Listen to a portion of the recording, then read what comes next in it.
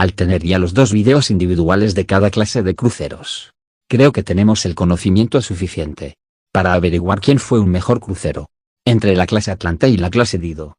Durante la siguiente comparación vamos a realizar una dinámica muy simple. Se van a comparar varias categorías dándole un punto al vencedor de cada una. Al final realizaremos un conteo y veremos finalmente quién es el vencedor. Pero antes quisiera aclarar qué subclases vamos a comparar entre sí.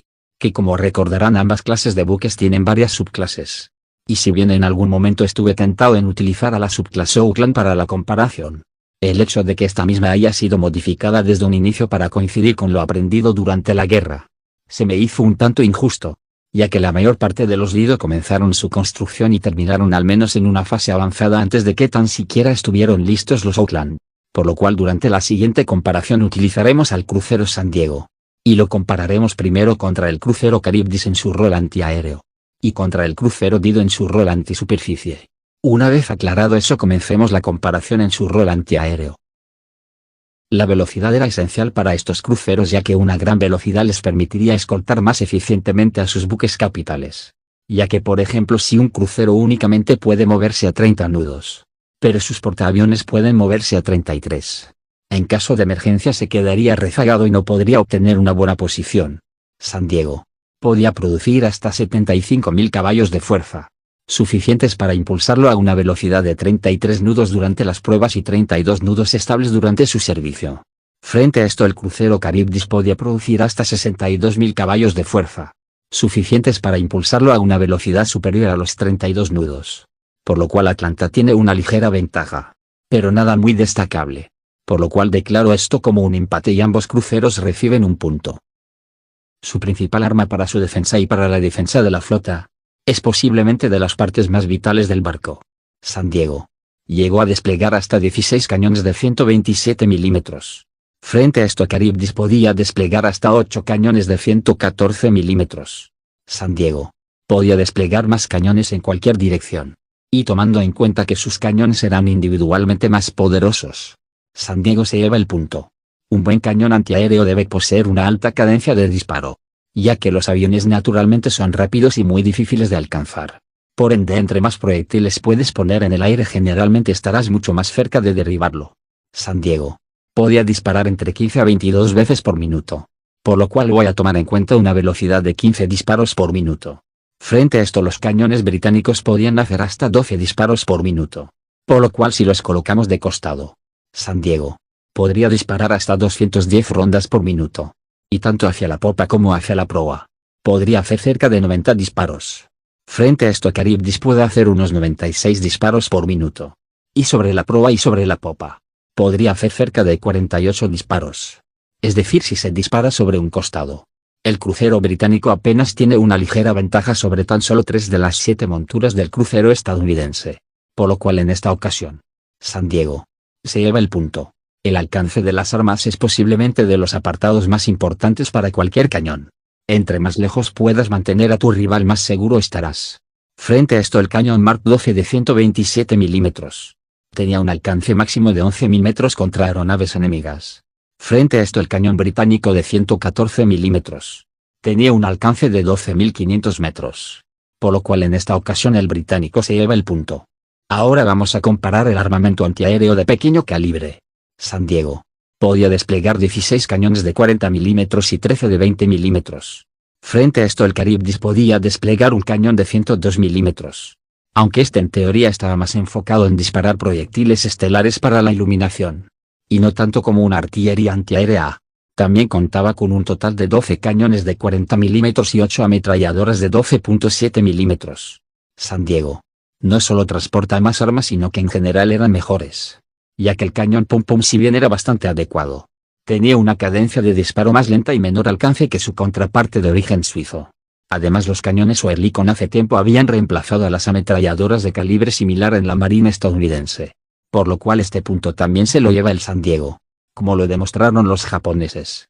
Para tener una defensa antiaérea sólida no basta con solo enviar toneladas de acero al aire, también hay que saber dirigirlo.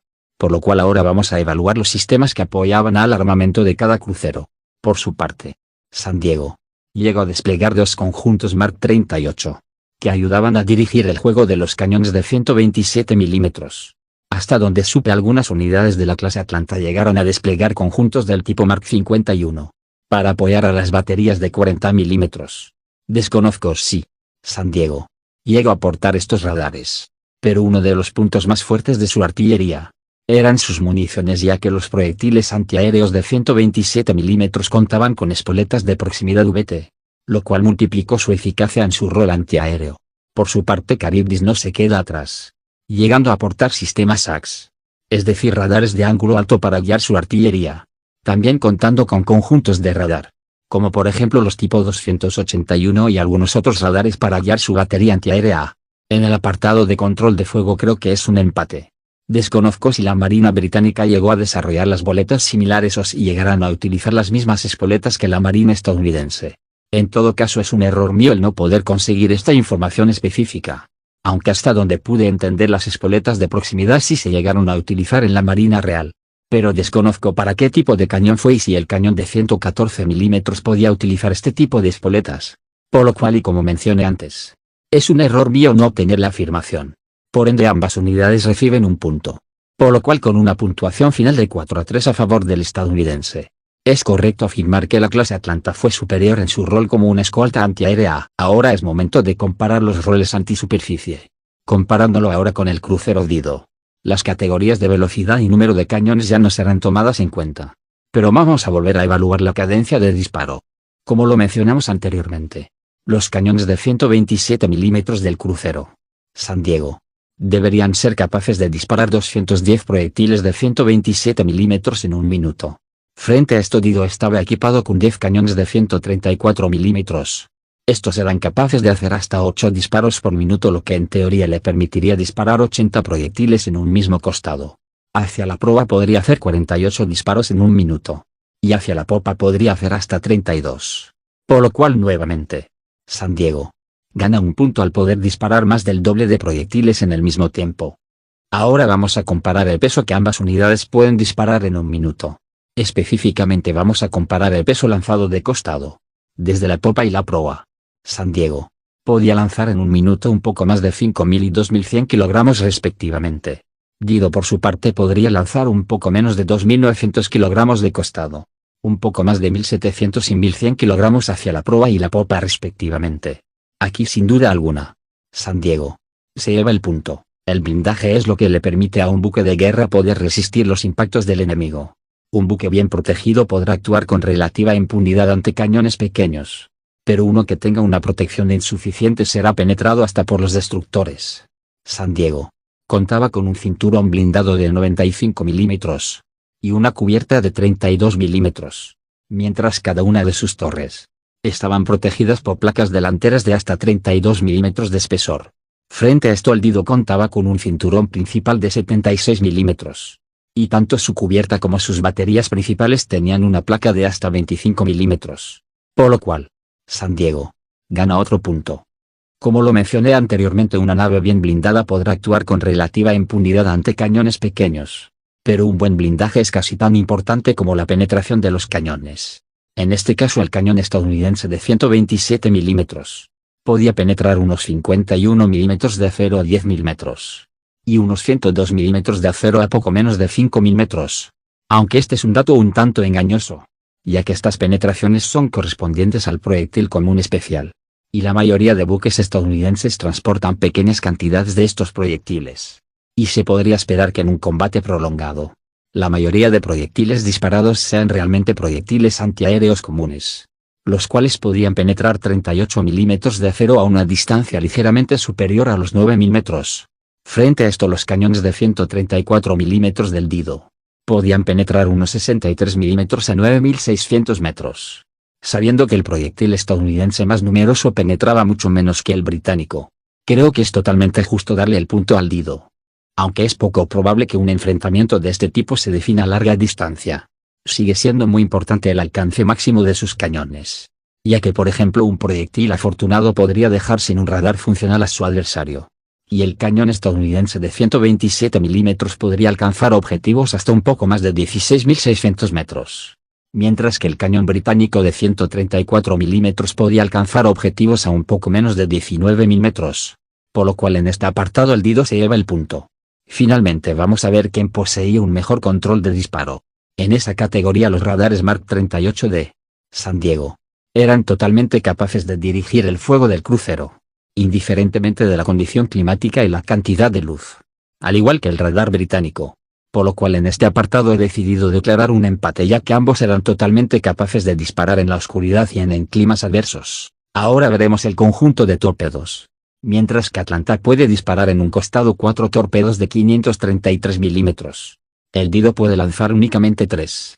Mientras la carga explosiva de cada torpedo variaba, ya que dependiendo del tipo de torpedo los estadounidenses contaban con cargas explosivas que iban desde 224 a 363 kilogramos de TNT, o 373 kilogramos del explosivo de alta potencia comúnmente conocido como HBX. Y en caso de estar equipados con Torpex desconozco la carga explosiva, pero debería ser similar rondando entre los 320 a los 360 kilogramos. Frente a esto los cruceros británicos también tenían una gran variedad de cargas explosivas, utilizando por ejemplo cargas de entre 327 y 370 kilogramos de TNT. Y hacia finales de la guerra estaban armados con una carga explosiva de 365 kilogramos de Torpex. Aunque las cargas son muy similares y en general igual de mortales entre sí. Por lo cual declaró este un empate. Finalizando así la comparación. Finalmente tenemos un marcador de 5-4 a favor del estadounidense. Con un resultado final de 9-7 a favor del estadounidense. Quizás podríamos pensar que la clase Dido al final del día no estaba tan lejos en cuestión de rendimiento, ya que en cada apartado únicamente perdió por la diferencia de un punto. Aunque creo que esto es un poco más profundo de lo que se puede percibir. Y es que este es uno de los problemas con las comparaciones. A veces el resultado a simple vista puede dar una idea totalmente errónea. Por ejemplo, pese a tener solo un punto más de ventaja, yo genuinamente pienso que la clase Atlanta fue una mucho mejor escolta antiaérea, ya que el hecho de que sus cañones sean muchísimo más rápidos. De hecho, utilizando la cifra más baja y posiblemente la más común de toda la guerra, tenía una cadencia de disparo de casi el doble por sobre su contraparte, además de tener más cañones. Por lo cual es mucho más peligroso para cualquier avión enemigo acercarse a un Atlanta que a un Dido. Además de que si los comparamos como luchadores de superficie, pese a que la diferencia una vez más es solamente de un punto, creo que el Atlanta es un barco mucho más peligroso. Como lo mencionamos, su cadencia de disparo es absurdamente mayor, por lo cual es mucho más probable que éste alcance a su adversario.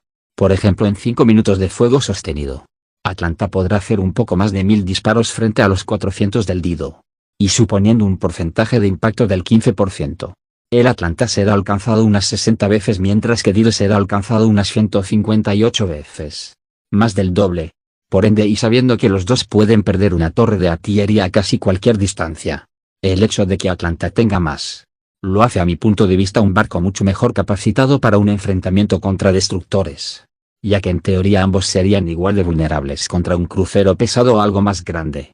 Además de que creo que ninguno de los dos podría sobrevivir si los impactan 3 o más torpedos en medio de un enfrentamiento, ya que todos los cruceros de la clase Dido que se perdieron lo hicieron con entre 2 a 3 torpedos, mientras que los 2 cruceros de la clase Atlanta que se perdieron, también fueron hundidos por torpedos, aunque en situaciones un tanto más distintas, y uno se perdió debido a que el torpedo justamente impactó en uno de los cargadores principales tras un daño reciente en la batalla de la noche anterior. Mientras que Atlanta fue incapacitado por 2 torpedos perdiendo su energía en una gran cantidad de áreas del barco.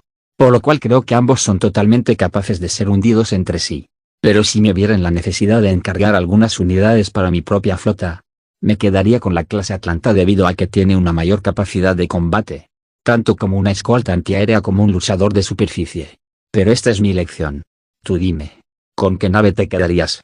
Si tuvieras que construir tu propia flota, ¿cuál clase construirías? Los leo en comentarios. Sin mucho más que agregar, yo me despido. Tengan feliz día y que Dios los bendiga.